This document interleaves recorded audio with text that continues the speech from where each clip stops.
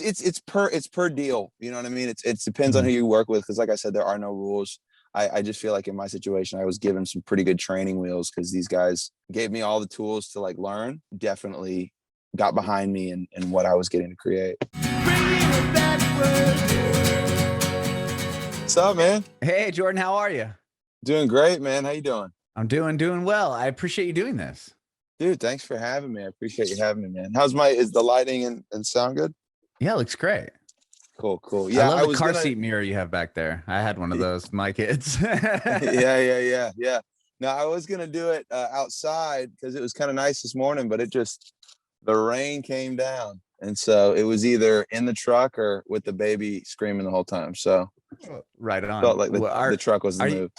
Yeah. Are you in Nashville? Yeah. Old Hickory, like 15 minutes northeast. Okay, I'm in Nashville or south, Okay, cool. Yeah, south by like down by Franklin. It was sure. snowing. Like I think within the last hour. Did that happen by your house? Snowing? Like, no, my wife texted me and she said it's snowing. And I looked out the window and I didn't see snow, so maybe it was melting. But yeah, bizarre. The the world is doing its thing right now. I mean, holy smokes. The other day Yeah. I like got a sunburn mowing the lawn and then, a Right? little casual snow, It was just, I was like, no way. I look out the window, I'm like, I don't see snow, but who knows? I've seen I weirder like things. my variety anyways, you know what I mean? Exactly. So I'm not going to complain. Well, my name is Adam, and this is about you and your journey in music. And we'll talk about the new record. Sweet, man. Sounds great. Cool. I saw you're born and raised in Florida. Yeah, Jacksonville, Jackson. Northeast. Tell me about Mhm. that. Well, I lived in the same house until I moved to Nashville. So, I mean, I was surrounded by family, cousins, all that, big family. Grew up playing music in church and I started drumming when I was like 6. Mm-hmm. So, man, it was good. It was a great environment. And it was also kind of, as far as like the musical journey is concerned, it was never really on my radar. So it was always just something I did for fun, and especially songwriting. I didn't get into that until college. But yeah, man, it was cool. Like 30 minutes from the beach. I mean, we were right near the river, the St. Johns River, so we kind of got best of both worlds. Mm-hmm. But Yeah, yeah, I saw man. you surfed. You're a surfer. Yeah, I mean, when I'm around waves, obviously, Right. Percy Well, Priest yeah. Lake isn't much for surfing. I figured as much, but yeah. So when you were But growing up, though, you're surfing. I'm from San yeah, Diego originally, so I oh, thought that nice. was cool. I didn't Yeah, surf man. though. I had friends that did, but Right. um, the water was too cold for me. I wasn't No, down with the Pacific Ocean. I get that. I get that. That's one thing that the Atlantic has going for it as far as like surfing is concerned. Generally, you don't need to wear a wetsuit. Yeah, I would be in like a full wetsuit even in the summer if it was me surfing. Like at Oh least in the yeah. Pacific Ocean, it was freezing. It was like 60. And my friends were like, "Oh, it's warm. I've got the spring suit on." I'm like, "You didn't realize it's like 66 degrees out there, Dude, I remember right?" I went surfing in board shorts Christmas Day one time. Oh wow, that's pretty impressive. That's And I crazy. wasn't trying to be tough. It was just like straight up Like 75 degrees, 80 degrees. Water was like 70. I was like, no problem, dude. Let's go. that's amazing. That's amazing. Yeah. So okay, so Yeah, you said dude. you started playing drums at an early age, 6 years old. Yeah, 6. Okay, what Got my drew you to first drum drums? kit. Oh man, I don't know. I think I was a pretty hyperactive kid and I was always banging on stuff. I guess I had some propensity to, I don't know, rhythm or whatever. And I just like was obsessed with drums. I think it was because it kind of had like that destructive element where you could just beat stuff as hard as you could. Sure. And so I begged my parents enough and they got me a drum set for Christmas one year. And so Wow.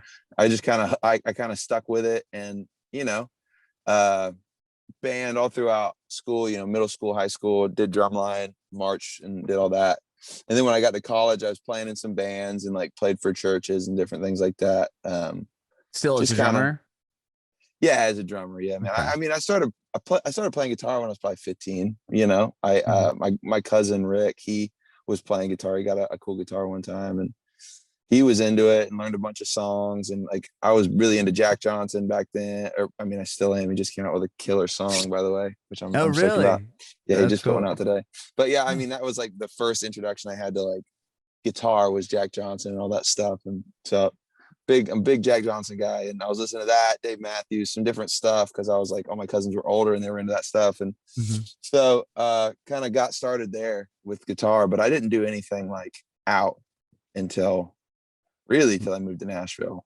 Okay. So you just had You know? at 15 years, like trying to learn the Jack Johnson songs or whatever, or were you writing music at that point too? No. I wasn't writing squat. I was like just trying to get the guitar parts, and like, because I wanted to do something. And you know, it's like when you're hanging out with your buddies or your family, when it's, you know, in like 2002 or 2003, either someone's playing like a video game, Tony Hawk or something, or you're Right. kind of sitting there, you know what I mean? So it was either like, you know, go play Manhunt, go play a video game, or if nobody's doing that, do something else. And nobody had a drum set, so I was like, well, I better learn how to play guitar if I'm going to do something, you know. Did you play in Yeah, bands like as a drummer? I mean, you said you're in yeah, drum line and marching band, but everyone needs a yeah, drummer. That's like the person that's like key to like, I'm sure you right. had like the pick of everyone. You could play with anyone. Man, I wasn't crazy, like I wasn't band crazy. Like Oh, okay. I enjoyed playing. I worked with a church like throughout college where I played every Sunday, and that was kind of my gig. And Mhm. I had a couple bands. Like I was in this worship group that kind of played around when I was in like middle school and high school and stuff. But man, I didn't get like, I had a lot of buddies who oddly enough, the guy that plays guitar for me now in Nashville, we grew up together and stuff. And he was really big, and like he had a bunch of different bands and stuff like that throughout like the beaches area and like around town. Oh, But wow. for whatever reason, I never like went crazy with that. I just kind of loved playing, and if I could, I'd go. But yeah, man, I did that. So it was kind of that much more surprising even to me when I moved to Nashville. Kind of, it seemed out of the blue even to me. You know what I mean? Did you move? You didn't move to Nashville to attend college though, did you? No, I dropped out of college. I was going to UNF. Oh, wow. Uh, yeah, UNF, University of North Florida, Mhm. otherwise known as "You Never Finish," and it is true. Is that really the slogan? Or no, I mean the not the slogan, but Oh do yeah, people yeah, say yeah, that? yeah. That's funny.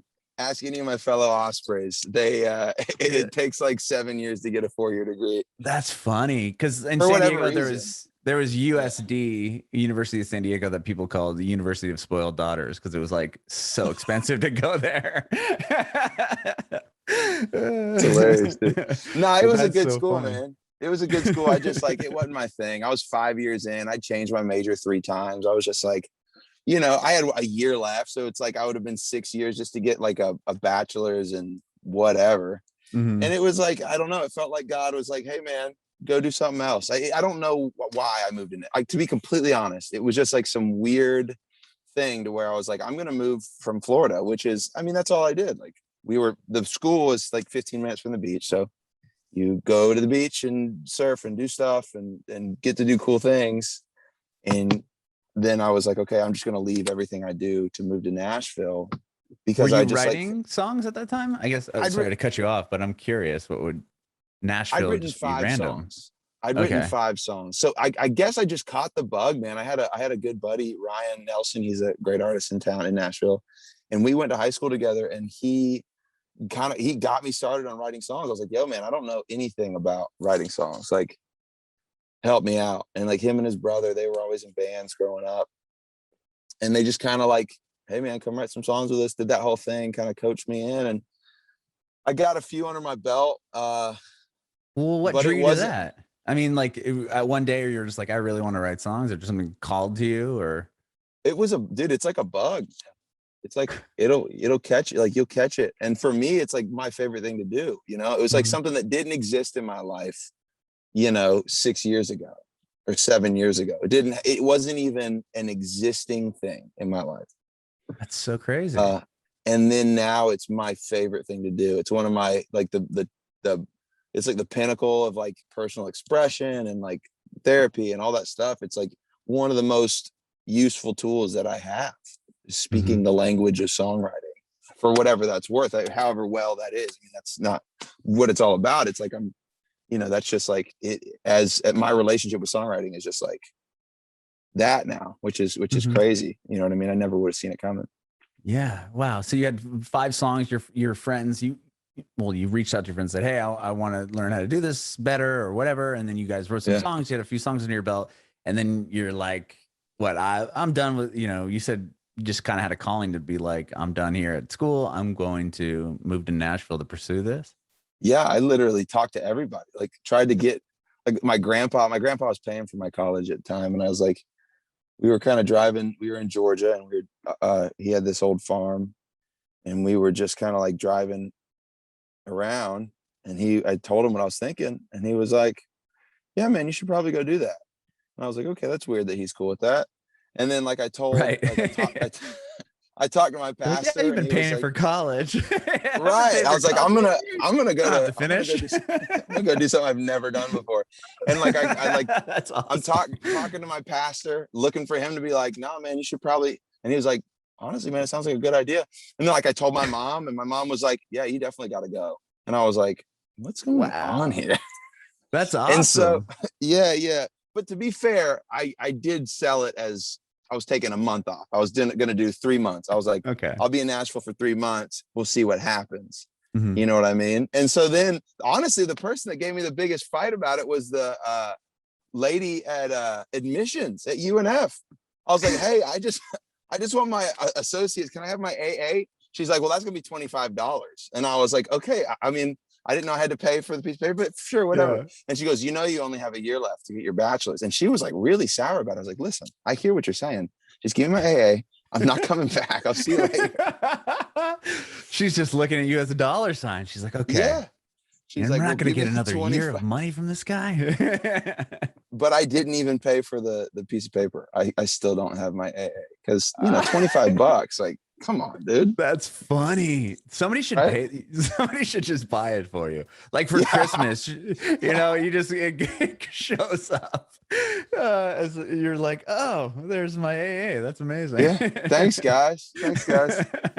No, that's hilarious. But yeah, that's it. And I ended up getting up here and there's a million ways to kind of enter this industry in Nashville, as I'm sure you're aware. And, it was just kind of one of those things that, like I said, I had some buddies that moved up here before me and they, showed me around town, got involved with the Revival at Tin Roof on the Munbrin and like Rob Snyder and Channing Wilson. And then through that, it was back when Ward, who runs Whiskey Jam, was like one of the main bartenders there. And I got to meet him and then got plugged in with Whiskey Jam and just kind of like got involved through the songwriting community in that way. And man, it was just like the circle of people that you work with expands, and then you find the people that want to work with you, longer term, and you kind of get partners and all that stuff. And yeah, it's been crazy, like to see how it evolves, because this industry, it's like the Wild West. There's really no rules. Sure. The people that you knew that were living here, were they also in the music? I mean, did they move here for music as well? Yeah. Okay. So you had some sort of ground when it came to like, you didn't just show up here with your bags and you're like, okay, well, where do I go?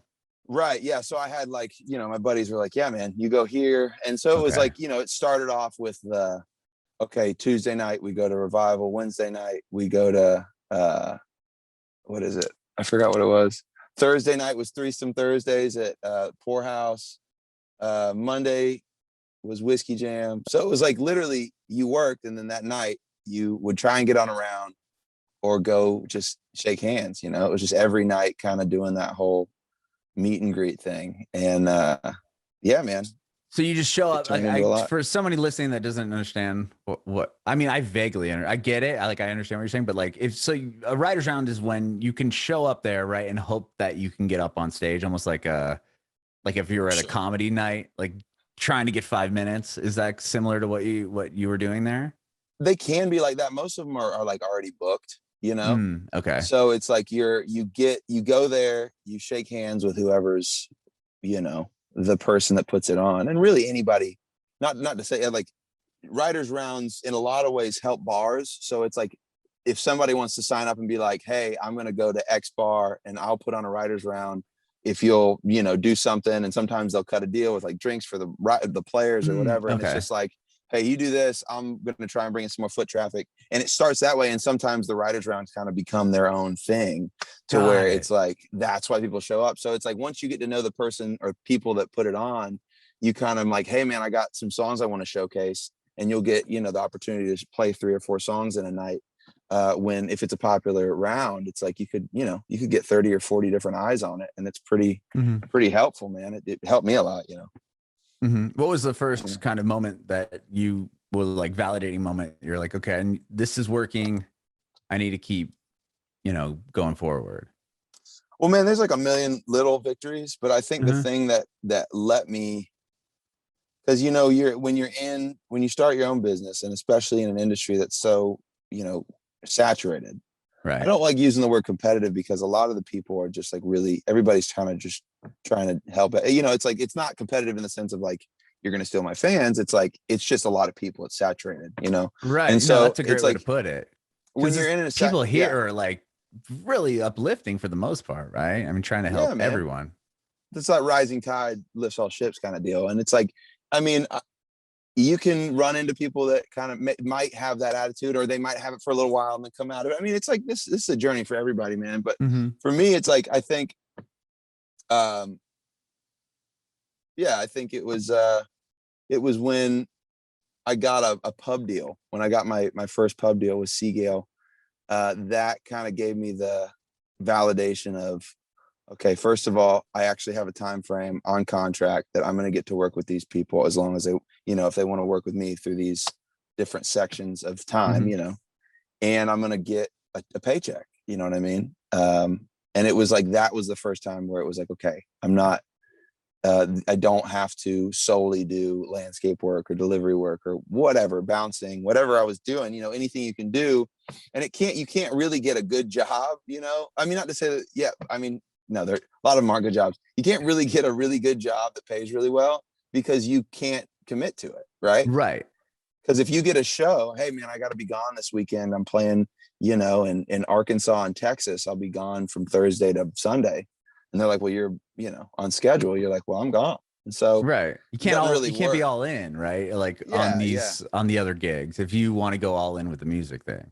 Right. But I mean, it's that town. So I mean, people get it. It's just one of those things where, you know, you can't necessarily keep a steady job if you're not steady. So I think for me, it was cool to get that, you know. I know it's not about money at all, but money's a tool, and it allows you to do this for longer. And so like, when I had something that was coming directly from the music that I was getting to create, that was like, okay, so this business is actually starting to feed itself a little bit. And it was really cool. I mean, that was a huge point for me. And were you able to write with some pretty cool people out of that? Or like, what was a first kind of like, whoa, like, I'm so glad you know, not only am I getting a check, which is not to say that that's the most important thing, but obviously, like you said, you gotta have a roof over your head, you gotta have food in your mouth, or you're not going to be able to make it. But like, was there a moment where you're like, oh, I get to help write this song, or I get to help write a song that's going to be pitched to X, Y, or Z? Or was that like, what would you say that moment was? Man, I think, for me, it was like when I got in with that crew, because like, I really kind of, and I still am a student of songwriting. So like, I love getting to pick people's brains that like have experience and confidence, and that are like, you know, tried and true songwriters, you know, like the people that have been here for 30 years and have been able to do it for 30 years, you know? So like Chris Dubois, one of the owners of Seagale, when I got to write with him, like when it was kind of like in that early phases of all that, I was like, this guy's got 20 something number ones. This guy, obviously he's got something figured out. You know what I mean? Like writing a lot of the songs that I grew up listening to in country music, you know what I mean? A lot of that Brad Paisley stuff, a lot of those other ones, Josh Turner, stuff like that. And it's just like, when you get to sit in those rooms, I was thankful that I kind of did have the mindset of being like, obviously do and work as hard as you can to be a you know, contributor to this song, but also like, ears open. Like these guys, like you just got front row seats to this, like, you know, doctorate level class in songwriting.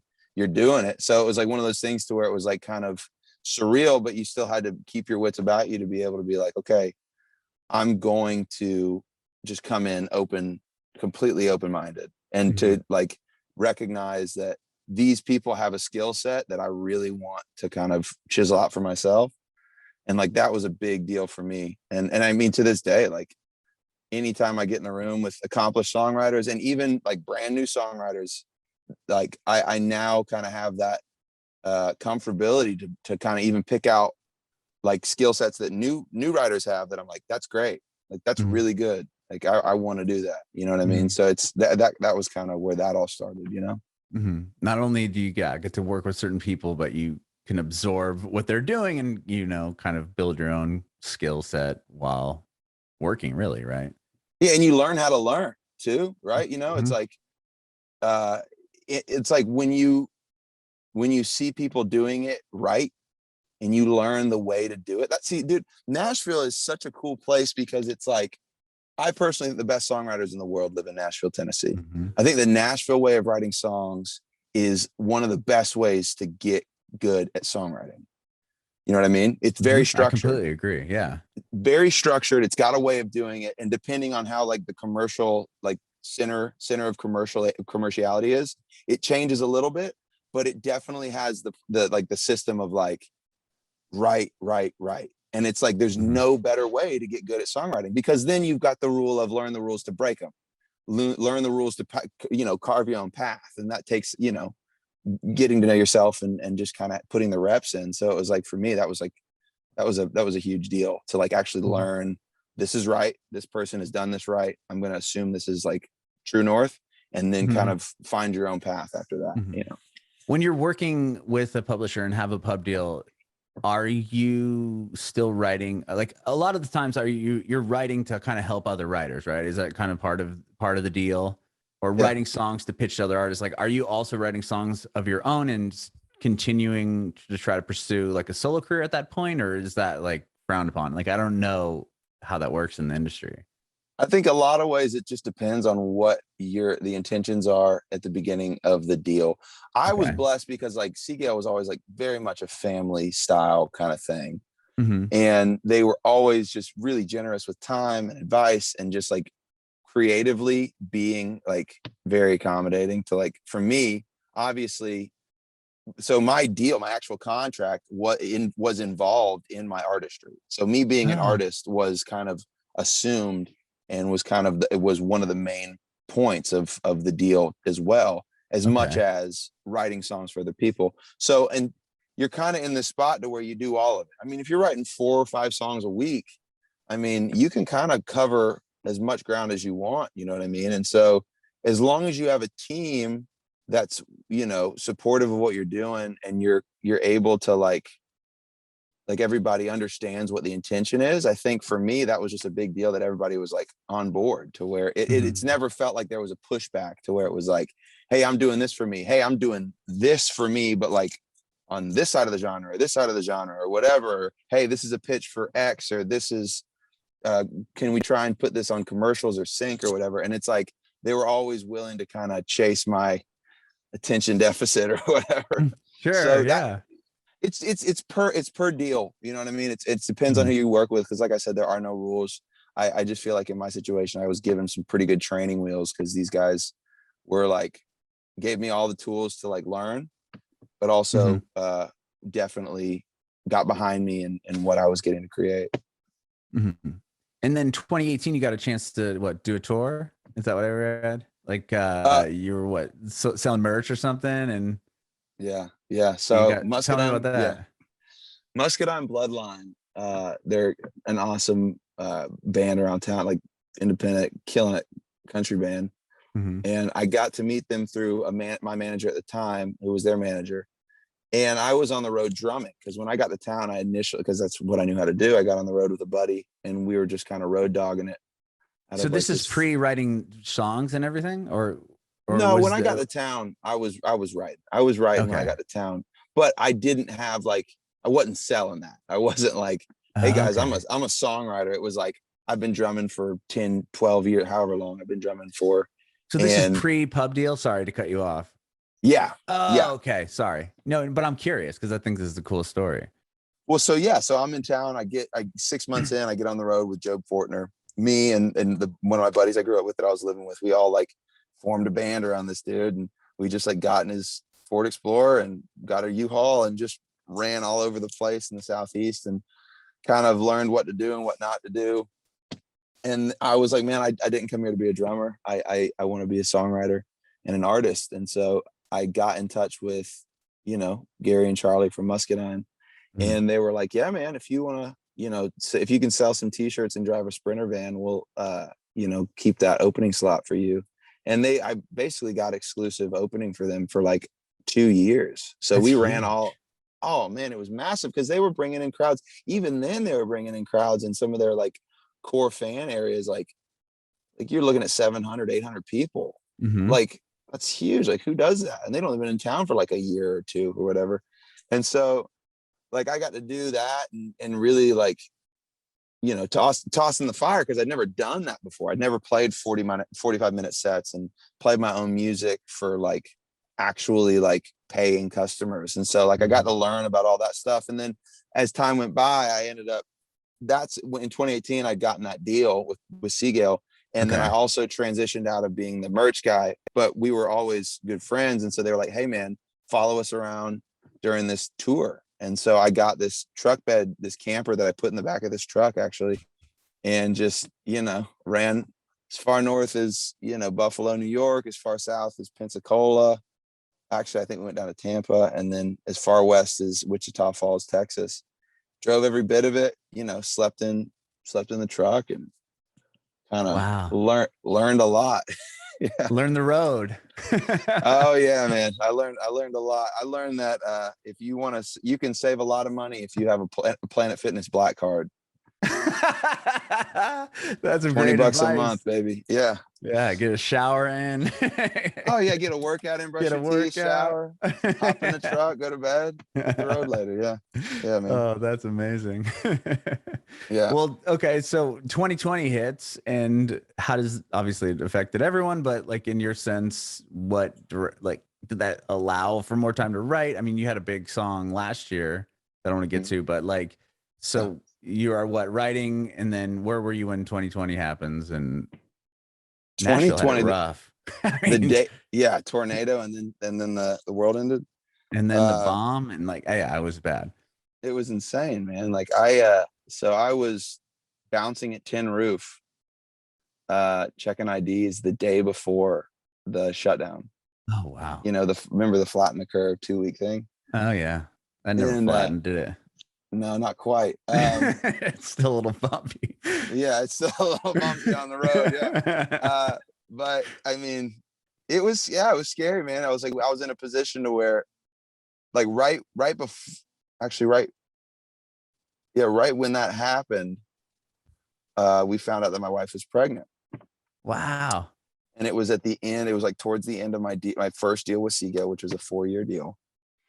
And it was a 3-year deal. Sorry. It was the end of the 3-year deal with them.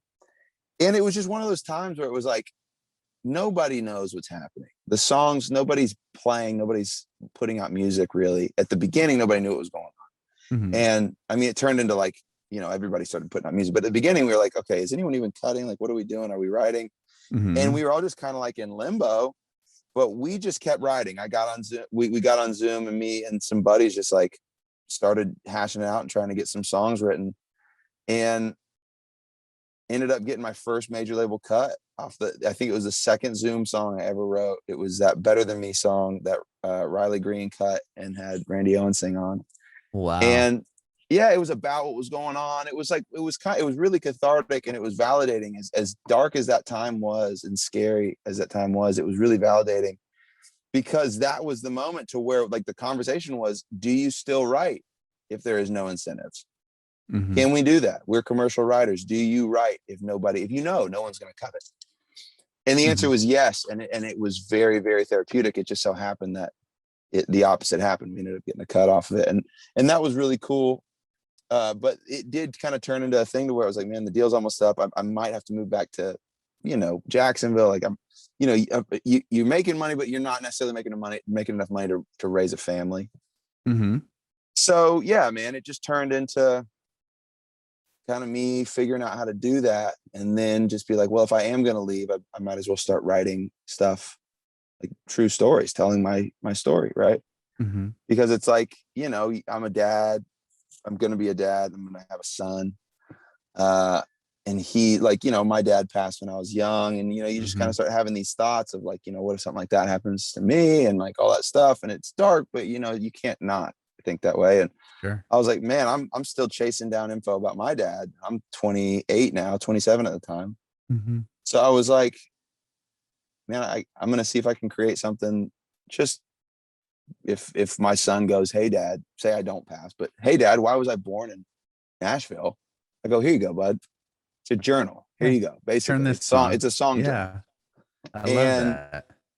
it just turned into like weird, like at the end of it being like, man, this is tough. Maybe this is it. See you in Nashville. It was a blast. And Maverick was born, and we're doing nothing, changing diapers and not sleeping, and I'm doing nothing for my career.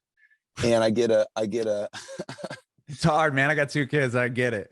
yeah. So like I get this message from JR from the highway, Mhm. and he was like, hey man, this song that you posted on Instagram, which is Rather Be Broke. He goes, this song's really sick. He goes, do you have a demo of it? I sent him the demo, and then he goes, you got management, do you have a record deal, any of that stuff? I was like, no. He goes, you care if I send it around? Sends it around. At that time, Michael Bryan, the guy who runs Apple, he's been like a huge like friend of mine for the past few years, and has done a lot. He's talking with the guys that are that run Triple Tigers. You know what I mean? And that whole thing kind of just like within a month of that DM, I had a management deal, a new pub deal, and a record deal.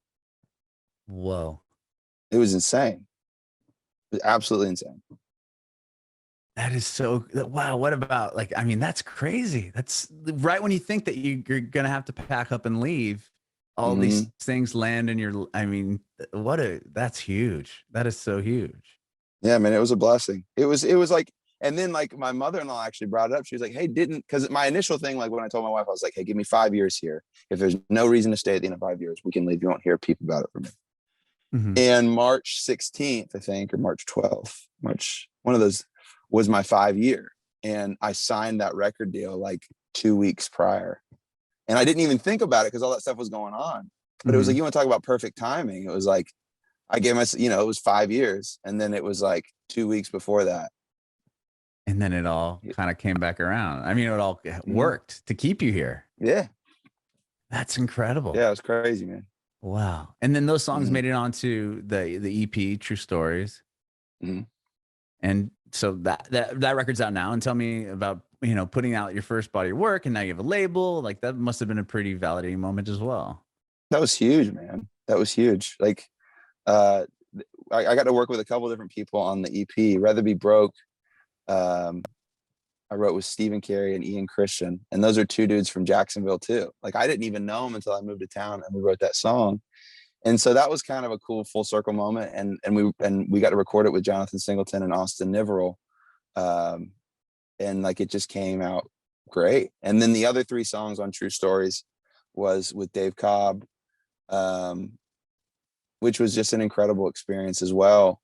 And it was just like really, really cathartic, because that, like, when you're approaching something that is so close to the chest, it is all autobiographical. You know what I mean? Like we've got a lot of songs that are like, I love some really, really great songs that just weren't true enough. They weren't literal enough for me to say this is an autobiography. This has got to be so true that, like, you go, are we really going there? And you go, yeah, we're going there. So it's like if we're doing that, it's like you're in this position to where it's like, how do you approach that and put that much heart into something that's like you know what I mean? How do you do that?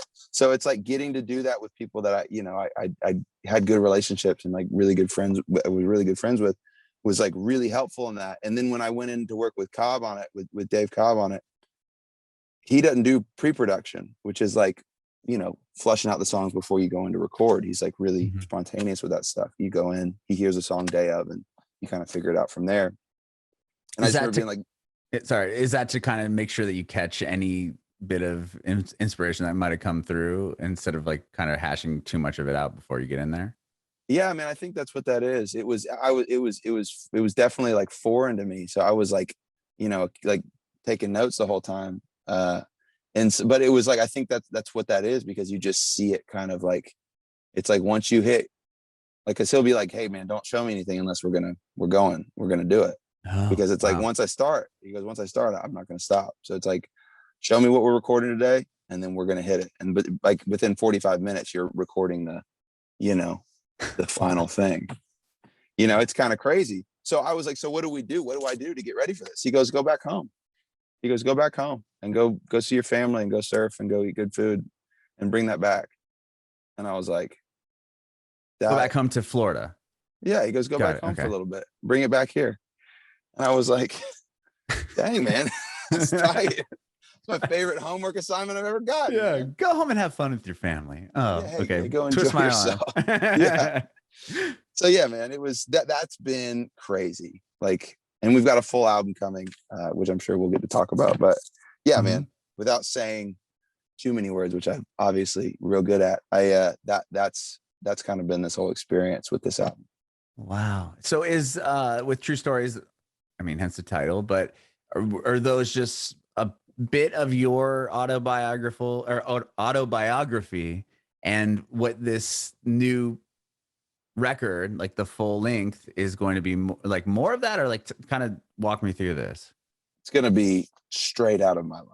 It is going to be the most literal body of work anyone's ever heard. Like front to back? Like, is it, yes. Is it like, yes. You know, yeah. Okay. It's not necessarily going to be chronological, but it will definitely be like, it'll be like if you found a box of VHSs underneath my mom's bed and put them in the TV. Like, it's going to be like home video stuff. Yeah. Yeah. It's like super, super literal.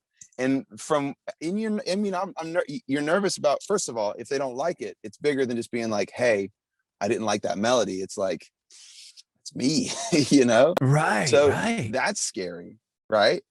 But then the other part of it is like, yeah, I mean, it's getting to tell that story is just like a really big deal, because you see that there are people who can inject, like, if you hear a story and sometimes when you're writing so much, you forget to be a consumer, but like me as a consumer, like if I hear something, I'll inject myself into the story, even if it's somebody's full truth. That makes it a lot easier because it is true. And I think humans can sniff that out. So if you've got a true story that is about a Firebird, a 1969 Pontiac Firebird that's black convertible with a Muncie 4-speed manual transmission and a 400 big block, if you're saying that and somebody texts you or somebody messages you and like somebody comments on the video and they go, yo man, like this song is about my grandpa's Jeep to me. And it's like, didn't see that coming, but it's like you realize that within that humanity, people relate. It's like they can't not, you know what I mean? So that's like, that was one of the most surprising aspects about even putting the EP out. You know what I mean? So yeah, the autobiography is just going to be the full thing. It's going to be 10 songs. Yeah. Wow. And did you start writing True Stories before, or I mean, after you had gone home? And was that like the homework assignment, or was the homework assignment before this new batch of songs, which is going to be the full album? So all these songs have been written. There's no like time frame of like, hey, they've all been written within the last year and a half. Okay. You just chose, and it was just these 5 for this, or I mean 4 for this piece, and then these other ones will make it onto the record. Correct. Yeah. Okay. So it's like the album's going to have 3 of those 4 on it, of the 4 on the EP on it, and then it's going to have 7 more. So yeah, man, it was just a matter of just deciding, because we already kind of had the collection figured out and what we were recording, and we're still actually going to finish the last couple songs recording within the next month or so. But yeah, it was like we had that figured out, and then it was a matter of figuring out how do you give a wide enough taste, a broad enough taste to where you go storyline and stylistically, how do you give people kind of an appetizer, you know what I mean? Without putting 2 songs in there that are similar, spoiling their dinner. Yeah. That's kind of the deal. And it was just like, I think it kind of came out naturally that way. So, yeah. Wow. Did you go, when you went home and spent that time with your family, were you doing a lot of like homework or like looking at old photos, or was it just kind of absorbing that being there and then going home and writing about it? And I just went back and we burned a bonfire and we ate some food at grandma's, and then we we went surfing, and just kind of got to decompress. And I think part of that too was reconnecting with, the guy that moved to Nashville, because the guy that moved to Nashville kind of had to take a back seat because I had to go learn how to write songs, and when you're learning that, you don't really, when you're trying to learn how to write commercial music, you're just like, what's good? We're writing that. You know what I mean? What are people into? We're writing that. You know what I mean? Just to learn how to do it. You know what I mean? So it's like you kind of lose touch with your own, like, consumer preference. So for me, it was kind of like being like, what music do I want to hear right now? What music do I want to hear? Not what music is technically like contemporary, because it's like, that's two different ways to approach it, neither of which are wrong.